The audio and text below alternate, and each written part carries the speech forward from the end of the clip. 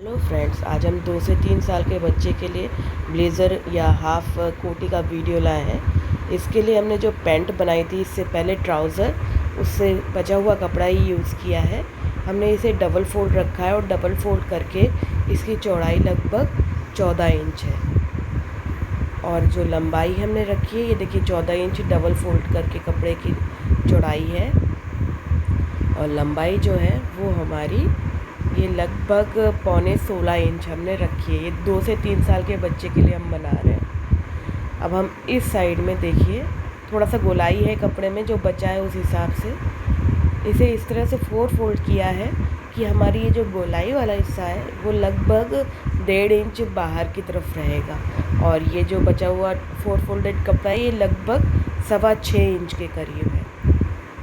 अब हम यहाँ पर गला और आस्तीन के लिए मार्क करेंगे। तो सबसे पहले हम ये जो फोल्डेड पट्टी है इसे हम अंदर की तरफ कर ले रहे हैं। हालांकि इसका कोई लॉजिक नहीं है, लेकिन हमें थोड़ा आसानी रहे इसलिए हमने इसे अंदर कर लिया है इस तरफ फोल्ड करके। अब इसके बाद हम इस तरफ, अगर आप 2 इंच वैसे तो गले की गोलाई रखते हैं, लेकिन ये ब्लेज़र है तो हम यहाँ 2.5 इंच लिया और आधे इंच पे इस तरह से गोलाई दी। ये पीछे के लिए गले का मार्क है। शोल्डर के लिए हम लगभग 4.5 इंच ही लेंगे, बहुत ज़्यादा नहीं लेना है। 4.5 इंच का मार्क लगाया और जो मुड्ढे की गहराई है वो भी हम 4.5 इंच ही लेंगे। तो ये भी हम इसी तरह से मार्क कर दे रहे हैं। यहाँ पे हम गोलाई दे लेंगे तो इस तरह से आस्तीन के लिए या मुड्ढे के लिए भी छाट हो गई। अब हमें इस हिसाब से इसे कट कर लेना है। पीछे के गले के हिसाब से पहले हम कट करेंगे, बाद में हम इसे आगे के गले के हिसाब से बनाएंगे। तो ये पीछे का हो गया। अब यहाँ शोल्डर भी हो गया, ये हो गया। अब हम इसे खोल लेंगे, पीछे का अलग हो गया हमारा पीछे। अब हम आगे की तरफ लगभग 4 इंच का गला निशान लगाएंगे गले के लिए। तो ये 4 इंच पे निशान लगाया। आप चाहे तो वी रख सकते हैं, चाहे जो शेप दे सकते हैं। हम यहाँ थोड़ा सा गोलाई में ही दे रहे हैं, तो ये गोलाई हमने इसे दे दी इस तरह से। और उसके बाद इसे थोड़ा सा और हम इस तरह से कर दिया है। अब हम इसको इस हिसाब से आगे के गले को कट कर देंगे। हम इसमें अस्तर लगाने वाले हैं और पट्टी नहीं मोड़ेंगे, तो इसलिए इसे ऐसे ही रख लिया।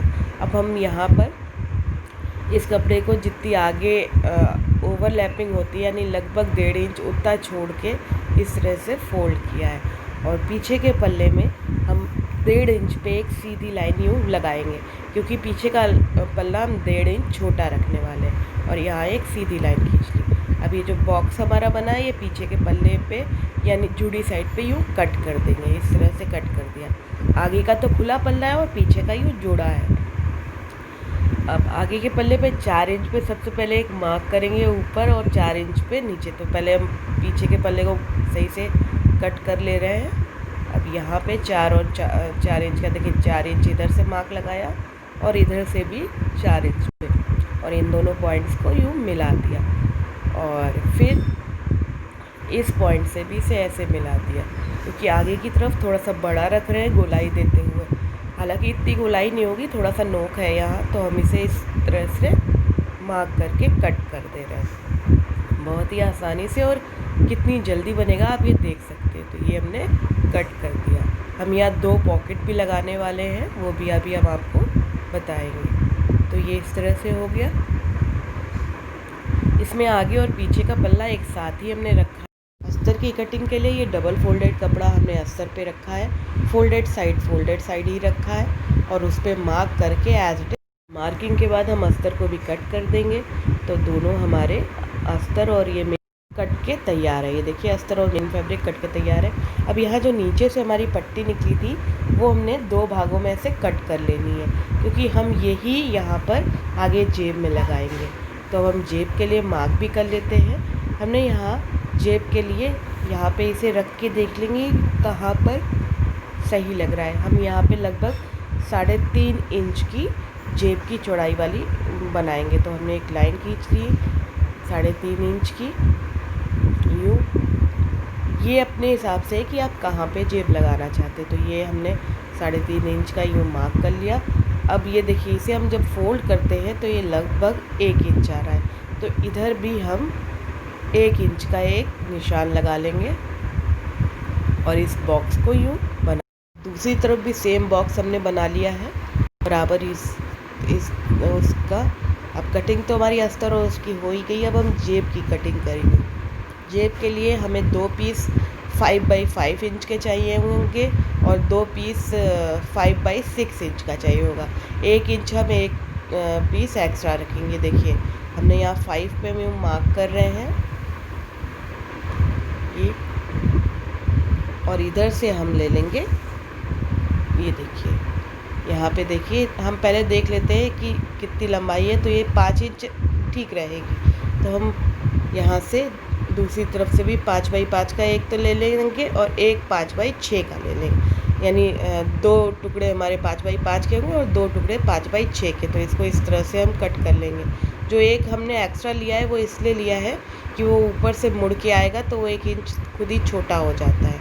तो हमने ये 5 बाई 5 के हो गए। अब हम 5 बाई 6 के 2 टुकड़े काट लेंगे और उसके बाद फिर हम जेब की सिलाई करेंगे। तो हमने मार्किंग वैसे हमने जेब की मार्किंग करी थी, उसमें हम कॉर्नर में वी आकार बना देंगे दोनों ही कॉर्नर पे और वी आकार को यूँ मिला देंगे। ये कटिंग के लिए है, जो बाद में हम सिलाई के बाद करेंगे। तो वो वी आकार दोनों तरफ और एक सीधी लाइन बीचों बीच में। चलिए अब जेब सिलते हैं। तो सबसे पहले हमने जेब को इस तरह से रखा है यूँ। ये पट्टी हमें नीचे की तरफ लगानी। तो ये पट्टी अपने डबल फोल्ड करी और इसे जो कोटी का नीचे वाला तरफ है उस पे फंसा दी और 5 बाई 5 की जो जेब थी उसको भी इसके साथ रख लिए। याद रखिए लाइन पर ही सिलना है हमें, और ये जो डबल फोल्डेड पट्टी की एज है वो बीच वाली लाइन तक आ रही है। ये देखिए बीच वाली लाइन तक आ रही है और ये 5 बाई 5 की ये जेब है।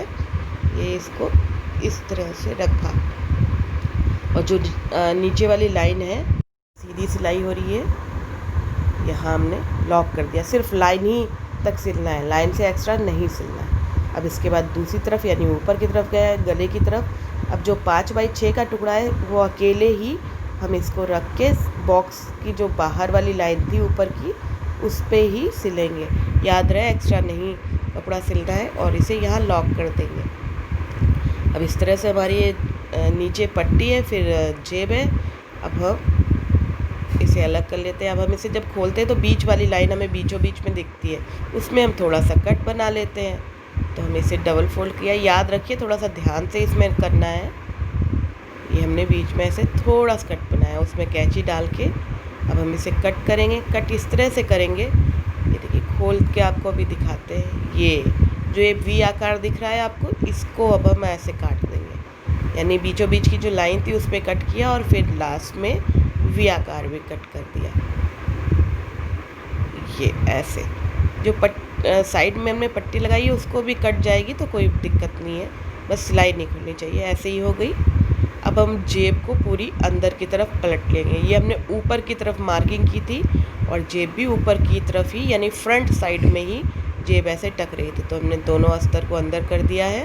अब हम पिन की मदद से अस्तर को फिट कर लेंगे और फिर ऊपर से दाब सिलाई देंगे, क्योंकि जेब का आपने देखा होगा लुक सुंदर होना चाहिए। तो ये हमने पूरा इस तरह से पिन की मदद से पिन अप कर लेंगे। देखिए पूरा पट्टी अंदर आ गई, पूरा ये अस्तर अंदर आ गया। अब हम पिन करके फिर यहाँ पर सिलाई करेंगे। ये हम इसके चारों ओर सिलने के लिए देखिए फ्रंट पे गए और यहाँ एकदम पास में से चारों ओर दाब सिलाई करेंगे और साइड की दाब सिलाई हम थोड़ी सी डबल कर लेंगे जिससे कि वहाँ से कपड़ा ना निकले। तो ये ऐसे दाब सिलाई चारों ओर करनी है हमें। ये इधर से हुआ, घुमाएंगे चारों ओर सिलने के बाद ये देखिए ये लुक आएगा हमारी जेब का। बहुत ही खूबसूरत सा लुक आता है। दोनों जेबें हमें ऐसे ही बना लेनी है। इसके बाद क्या करेंगे, पीछे की तरफ सारा कोटी का कपड़ा हटा के और ये इस तरह से देखिए पट्टी और ये जेब, क्योंकि ये एक्स्ट्रा आपने थोड़ी बड़ी ही रखी है, इसको तीनों ओर से सिल देंगे। हम थोड़ा गोलाई में जेब चाह रहे हैं तो हम ये गोलाई देते हुए सिल लेंगे। देखिए 6 इंच का इसीलिए रखा था जिससे बराबर हो जाए। अब यहाँ भी दोनों साइड में हम इस तरह से जेब को बंद कर देंगे हर तरफ से। ये हो गई हमारी दोनों जेब। ये देखिए फाइनल लुक ये जेब का हमारा, ये बहुत ही खूबसूरत। हमने दोनों जेबें ऐसे ही रेडी कर ली हैं। अब हम इस मेन फैब्रिक पे ये अस्तर जोड़ेंगे। तो मेन फैब्रिक का भी सीधा हिस्सा अंदर की तरफ और अस्तर का भी। हम याद रखिए ये शोल्डर पोर्शन छोड़ देंगे, चारों शोल्डर पोर्शन हम छोड़ देंगे और बाकी हिस्से में हम इस तरह से दोनों अस्तर और मेन फैब्रिक को सिलते हुए जाएंगे। हमें शोल्डर चारों छोड़कर ही सिलना है, ये याद रखना है। और बाकी में कुछ नहीं, बस ऐसे ही ये सिलते हुए जाएंगे पूरे में ऐसे।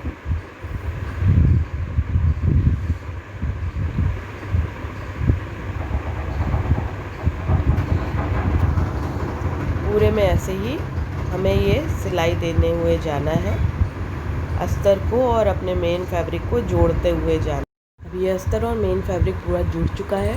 अब हम इसे छोटे छोटे नॉचेस दे देंगे, याद रहे सिलाई ना कटे, ऐसे छोटे छोटे नॉचेस दे रहे हैं। ये नॉचेस इसलिए दे रहे हैं जब हम इसे फ्लिप करें यानी पलटे तो ये दिक्कत ना करें। याद रखिए हमने इसमें शोल्डर नहीं सिले हैं, चारों शोल्डर नहीं सिले हैं, बाकी हमने सारा सिल दिया है क्योंकि इन्हीं शोल्डर से ही हम फ्लिप करेंगे बाद में।